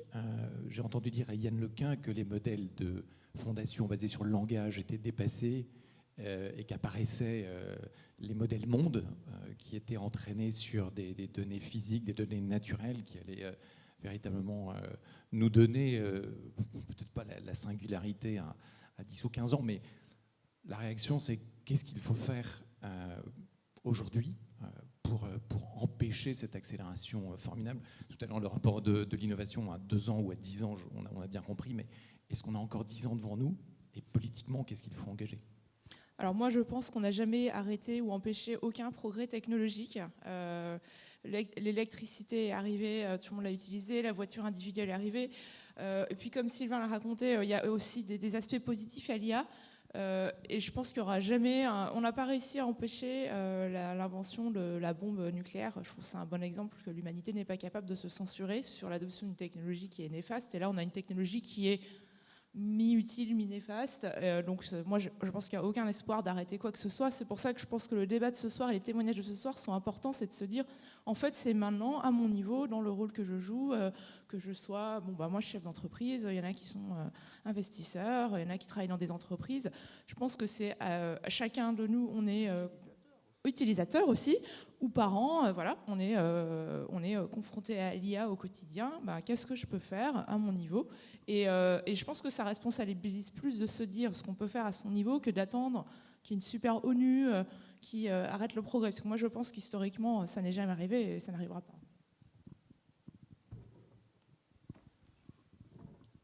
Bon, je vais reparler de l'Évangile à nouveau. Je pense qu'on est dans le temps apocalyptique. La réalité, c'est que voilà, depuis la mort et la résurrection, on est dans le temps apocalyptique. Donc, vous regardez le temps apocalyptique, qu'est-ce qui se passe? Il y a des désordres climatiques, il y a des faux messies, il y a des catastrophes. Tout ça est écrit, va arriver. Il va y avoir des catastrophes mondiales avec l'IA. Ça va venir, c'est certain. Et on n'arrêtera pas ça. C'est le temps de l'Apocalypse. Mais dans le temps de l'Apocalypse, on nous appelle à être des bons serviteurs, y compris à valoriser en investissant chez Partech ou chez quelqu'un d'autre, plutôt que de rien faire du talent qui dort sous la terre. Donc dans ce temps-là de l'Apocalypse, tout en sachant que les catastrophes vont arriver, c'est certain, il y aura des catastrophes. Pourtant, nous devons faire bon usage de ces talents, y compris de l'intelligence artificielle. Merveille créé par l'homme à l'image de Dieu et aussi tentation diabolique. Donc voilà, comment est-ce que je peux, à commencer par moi, dans mon petit périmètre, voilà, comme disait Mère Teresa, si tu veux changer le monde, il y a toi et moi à changer. Donc je pense qu'effectivement, on est quand même aujourd'hui, ça pourra changer, mais on est quand même aujourd'hui sur un paradigme entrepreneurial, capitaliste, plutôt oligopolistique, mais dans lequel le vote des consommateurs est quand même très important. Si tout le monde se détourne de ChatGPT, Sam Altman va faire autre chose. Donc je pense qu'on a, y compris en tant qu'utilisateur, une responsabilité, à commencer par ce que je fais moi-même dans mon travail, le week-end, avec les enfants, etc. Il est clair que l'histoire des révolutions technologiques, c'est de toute façon que c'est irréversible et imprédictible. Donc il faut l'embrasser. Et irréversible parce que, si on prend l'exemple de la voiture individuelle, 1910, il n'y a que des voitures à cheval. 10 ans plus tard, c'est 99% de voitures dans les grandes métropoles. Si on nous avait dit à l'époque, il y aura 1 million de morts par an à l'échelle de la planète dans 100 ans avec cette technologie, on n'y serait peut-être pas allé. Mais sauf que c'était imprédictible. Et à l'époque, ça apparaissait comme un changement tout à fait positif. Gain de productivité, c'est les mêmes choses qu'on entend aujourd'hui. Gain de productivité, etc. Voilà. Or, pollution, mort. Aujourd'hui, on le sait qu'il y a des morts et de la pollution. Et pour autant, on ne revient pas en arrière. Donc, irréversible. Le téléphone portable, un poison pour les jeunes générations. Il n'y a qu'à prendre le métro. On le sait, c'est nocif, c'est terrible ce qui est en train de se passer, et pour autant, on ne fait pas marche arrière. Donc il va se passer la même chose avec l'IA, c'est-à-dire que ce sera une avancée extraordinaire, avec des risques extraordinaires, et on devra vivre avec l'écueil aujourd'hui, c'est que, avec les exemples que j'ai donnés, on ne peut pas prédire quels seront ces écueils. Il faut juste être prêt, et là encore, c'est là que les chrétiens ont un rôle à jouer, et une parole à faire entendre. Moi, je vais revenir sur l'idée du dialogue avec un petit témoignage. C'est qu'en fait, je trouve que, et donc à nouveau c'est dans ma sphère politique, mais ce sujet de la souveraineté de l'homme sur la machine crée des ponts et permet un dialogue, en particulier entre les religions, j'y arriverai, monothéistes. Pour ce qui est des religions hindoues et bouddhistes, c'est un peu plus compliqué, en particulier quand il s'agit par exemple des implants intracérébraux, parce que ça perturbe les flux et qu'il y a certaines choses qui sont acceptables pour nous qui ne le sont pas pour eux et vice-versa. Donc en tout cas, moi ce que je vois, c'est non pas un alignement moral, heureusement, certainement pas encodable, mais en tout cas une capacité à ouvrir le champ des gens avec qui nous pouvons commercer, avec qui nous pouvons trouver ce compas, ce bon sens, cette boussole commune pour avancer ensemble. Bien, écoutez, merci. On va s'arrêter là. On a respecté plus ou moins notre temps. Je remercie très sincèrement nos invités de s'être prêtés à cet exercice, pas toujours évident, et à notre auditoire, à cette heure avancée, de nous avoir écoutés. Merci beaucoup.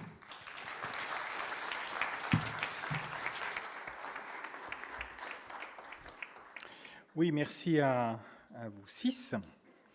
Vous nous avez mis face à quelque chose de gigantesque, à la fois en termes d'opportunités et de danger aussi, à travers cette intelligence artificielle. Alors moi, je voulais juste reprendre quelques petits points qui me marquent dans ce que j'ai entendu. La première chose, c'est la question du progrès, en fait. Parce qu'on est face à une innovation, et on sait que l'IA en est une, évidemment, mais la question, c'est de savoir si c'est un progrès, et en quoi c'est un progrès, et en quoi ça apporte un vrai plus pour la personne humaine. Et je me dis que le critère du progrès, surtout face à cette technologie-là, mais je pense que c'est vrai de manière plus large, doit être lié à la dignité de la personne humaine directement, pour qu'on ait une vraie capacité de discerner la valeur de cette innovation. Il faut que le progrès soit mesuré par rapport à la dignité de la personne humaine, vraiment. On a parlé d'éthique aussi tout à l'heure, et on a vu aussi la difficulté qu'il y a d'utiliser des mots qui n'ont plus tout à fait de contenu, ou plus le même contenu, enfin un langage qui devient liquide, hein, et la nécessité d'avoir pourtant une véritable éthique. Hein. Je veux rappeler ce que je disais le pape Benoît XVI, hein, qui alors, je trouve parfaitement adéquate dans notre contexte de l'IA. Hein, il disait il faut une éthique amie de la personne. C'est dans le numéro 45 de Caritas in Veritate, donc l'encyclique de Benoît XVI en 2009, et je le cite, « Pour fonctionner correctement l'économie, qui plus est l'intelligence artificielle, l'économie a besoin de l'éthique, non pas une éthique quelconque, mais d'une éthique amie de la personne. » Et il ajoute un peu plus loin, « Il est bon d'élaborer aussi un critère valable de discernement, car on note un certain abus de l'adjectif éthique qui, employé de manière générique, se prête à désigner des contenus très divers au point de faire passer sous son couvert des décisions et des choix contraires et à la justice et au véritable bien de l'homme. 2009. Ça s'applique, je trouve, parfaitement à la question de l'IA. Donner un vrai contenu, une vraie éthique, donc pas une éthique quelconque, pas un vernis d'éthique, pas une éthique où finalement les mots qui sont utilisés, ou les concepts qui sont utilisés sont complètement creux, où finalement il n'y a rien dedans, si ce n'est la transparence et des choses comme ça qui ne veulent pas dire grand-chose au final. Il y a un enjeu majeur à ce que l'éthique soit bien positionnée au bon niveau et avec un bon contenu. Voilà, autrement, évidemment, on peut aller, cette éthique-là, cette éthique quelconque, peut conduire à de terribles fourvoiements. Autre point qui me touche en vous écoutant, c'est que finalement l'IA, sans le vouloir, nous pousse tous, nous les humains, à être encore plus humains. Finalement. C'est-à-dire plus radicalement humains, plus pleinement humains, plus intégralement humains. Face à l'IA, en fait, il n'est plus possible d'être médiocrement humain, je trouve. L'homme se doit d'assumer l'intégralité de son humanité, développer ce qui fait le propre, le spécifique de son humanité. L'IA, on voit bien, vient revendiquer ce qui est propre à l'homme, son intelligence. Et déjà, on le voit aussi, la technologie, l'IA commence à venir revendiquer la capacité de l'homme à aimer, en lui offrant non seulement l'IA, mais je pense que ce sera l'AA, en fait, l'amour artificiel, et on le voit déjà apparaître sous certaines formes. Sylvain en a parlé tout à l'heure. Donc tout ça, ça pousse l'homme dans ses retranchements, et l'invite, me semble-t-il, à un sursaut d'humanité. Donc non pas un sursaut qui serait bêtement réactif, qui viendrait rejeter purement et simplement l'apport de la technologie, mais un sursaut véritablement qualitatif. Le défi civilisationnel que suscite l'IA, encore une fois sans le vouloir, c'est l'amélioration de la qualité vraiment humaine de la personne. Que l'homme soit plus pleinement homme qu'il ne l'est aujourd'hui. Et c'est un défi qui mérite d'être relevé. Et vous l'avez dit plusieurs fois, ça passe par chacun de nous, en fait. Dès qu'on approche de l'IA, finalement, la qualité de mon humanité doit être enrichie et déployée. Si je suis un investisseur dans l'IA, si je suis un ingénieur du BCGX, si je suis un dirigeant d'entreprise qui intègre des solutions d'IA dans mon business model, si je suis un élu à Paris ou à Bruxelles qui doit légiférer sur l'IA, si je suis un simple utilisateur de l'IA, dans tous les cas, je dois convoquer l'intégralité de mon humanité. Ça commence par interroger mon intelligence, susciter mes capacités de réflexion, de discernement, mais je dois aussi, et je vais y insister là-dessus, je dois recourir aux vertus. Face à l'IA, je ne suis pas démuni. Je ne suis pas démuni. J'ai les vertus de prudence. Sylvain en a parlé tout à l'heure. C'est discerner ce qu'il est bon de faire. Vertu de justice, rendre à chacun ce qui lui est dû. Vraiment à chacun. Ça fait faire des choix. Si on applique vraiment ces vertus-là, ça fait des choix. Vertu de force, m'engager résolument pour le bien et uniquement pour le bien. Pas seulement pour l'argent. La vertu de tempérance, me réguler afin d'être ajusté au bien. Bien sûr, il y a ces vertus-là, mais il y a aussi la foi, l'espérance, l'amour qui me donne une vision de Dieu, de l'homme et de la vie en société. Donc l'éducation, on en a parlé, l'éducation, la formation, l'éducation aux vertus devient un enjeu majeur pour que je sois vraiment libre et capable de jouer mon rôle, en particulier dans mon rapport à l'IA. Et dernier point sur lequel je voulais insister, mais on en a déjà un peu parlé, c'est l'espérance qu'amène, je trouve, le pape Léon XIV.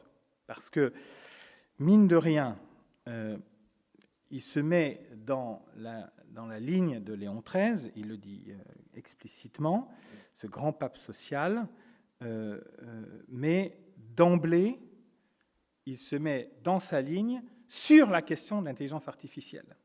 C'est pas banal, c'est pas banal.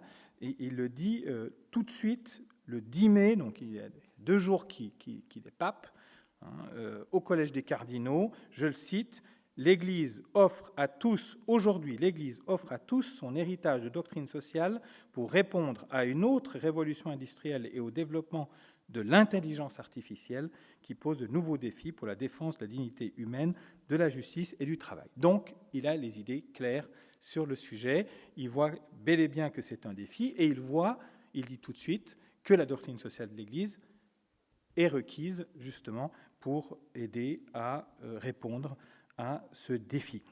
Le pape François avait déjà aperçu cet enjeu-là, Antica et Nova, il avait déjà pris la parole à plusieurs reprises, alors qu'il avait déjà il avait 20 ans de plus que le pape Léon XIV, donc il était quand même au courant du sujet.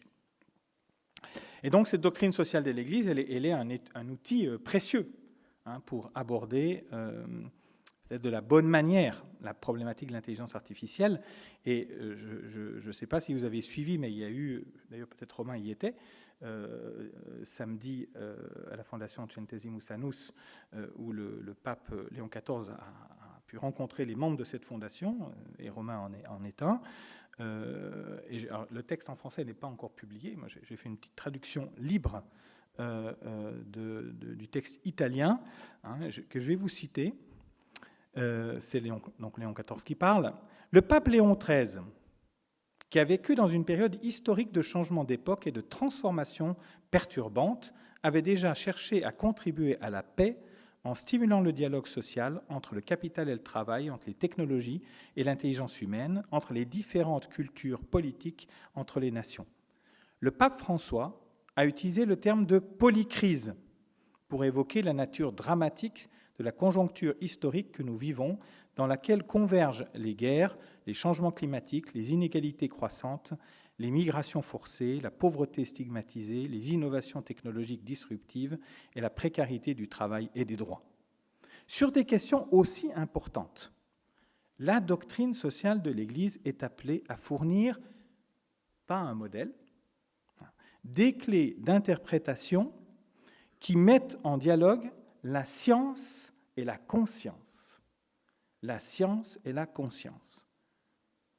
Apportant ainsi une contribution fondamentale à la connaissance, à l'espérance et à la paix.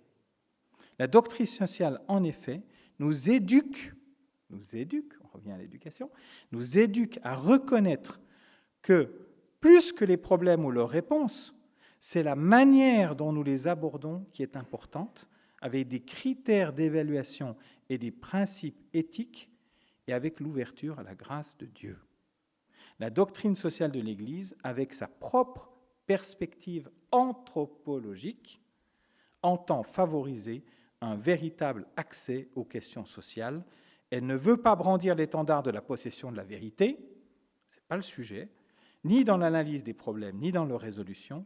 Dans ces questions, il est plus important de savoir comment s'y prendre que de donner une réponse hâtive sur le pourquoi de telle ou telle chose ou sur le comment de telle ou telle chose. Ça, c'était samedi. Donc c'est tout chaud. Donc l'invitation du pape, c'est vraiment de s'appuyer sur cette doctrine sociale de l'Église, de continuer à la travailler. Et Étienne, vous soulignez tout à l'heure l'importance de faire remonter du terrain auprès de l'Église, et en particulier des instances romaines, justement toute la réflexion qui émerge de tous ces praticiens qui sont investisseurs, chefs d'entreprise, de ces enjeux de l'IA, et de les faire effectivement remonter pour enrichir encore la pertinence de la parole de l'Église sur le sujet. La doctrine sociale de l'Église met à la disposition de tous son trésor de sagesse, en particulier un trésor anthropologique. Le trésor anthropologique qui se perd complètement. D'ailleurs, je ne sais pas si vous vous souvenez, mais Jean-Paul II avait dit au tournant du millénaire, il avait dit le 21e siècle sera, alors c'est pas Malraux, hein, mais il disait, le XXe siècle, les enjeux du XXe siècle, ce sera l'anthropologie et la spiritualité. Ce qu'il avait dit, l'anthropologie et la spiritualité. Alors on y est, hein, l'anthropologie. Donc il y a un trésor anthropologique de l'industrie sociale de l'Église qui est absolument incontournable, qu'il faut remettre sur le devant de la scène, hein, qu'il faut enseigner de toutes les manières possibles. D'ailleurs, dans les cahiers pro persona dont on a parlé tout cet après-midi, hein, nous avons une séquence anthropologie, hein, et il y a les 5 premiers cahiers qui ont été publiés en juin 2017, ils sont fondamentaux, il faut les connaître sur le bout du doigt, parce qu'en fait, là aussi, le mot anthropologie peut devenir un mot creux, où finalement, on ne sait pas de quoi on parle. Et c'est à nous, les chrétiens, de mettre un contenu à l'anthropologie. Parce que le mot est de plus en plus utilisé. On n'utilisait pas tellement ce mot il y a 15 ou 20 ans. Aujourd'hui, pas mal de monde parle d'anthropologie, mais on ne sait pas de quoi on parle, en fait. Donc il faut remettre du contenu. Les 5 premiers cahiers sur la séquence anthropologie, vous avez l'essentiel de l'anthropologie chrétienne. Il faut bien le connaître, il faut intégrer ça, parce qu'il faut pouvoir en parler, il faut pouvoir expliquer ce qu'est réellement l'anthropologie. Et il y a d'autres cahiers dans la même séquence anthropologie sur la différence entre la dignité de la personne humaine et les droits de l'homme. Il ne faut pas se tromper, ce n'est pas la même chose, hein. Ça ne converge pas systématiquement. Il y a des cahiers sur le transhumanisme, etc. Donc des choses qui peuvent justement enrichir notre réflexion et surtout nous aider à mieux l'exprimer à l'extérieur. Voilà quelques points que je voulais vous partager en priorité. Au terme de cette journée de la finance intégrale, je voulais vous remercier tous du fond du cœur, hein, les intervenants de ce soir, Sylvain, Laetitia, Étienne, Romain, Marie, Elisabeth qui a guidé la table ronde. Merci infiniment. Je remercie aussi tous les intervenants de cet après-midi, tous les partenaires de cette journée, hein, qui ont permis que financièrement elle puisse se tenir. Merci à tous les membres d'Ora et Labora qui portent officiellement l'organisation de cette journée. Mais j'aimerais inviter, je ne sais pas où il est, Édouard Vielfaux à venir 2 secondes sur scène. Hein, Édouard qui est la cheville ouvrière de cette journée.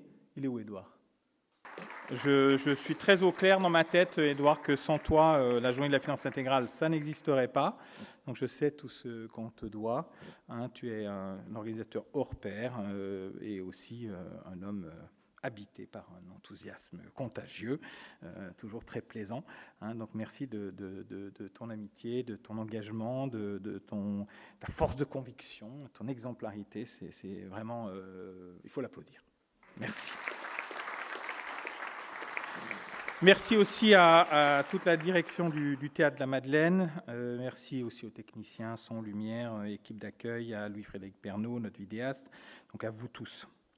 Et je nous exhorte à ce supplément d'humanité que les temps que nous vivons requièrent de chacun de nous, une humanité intégrale. Je nous exhorte à l'exemplarité des vertus et aussi à la vie de la grâce, bien sûr, en nous. Je nous exhorte à nous mettre au service de l'éthique véritable, celle qui est amie de la personne humaine et de sa dignité.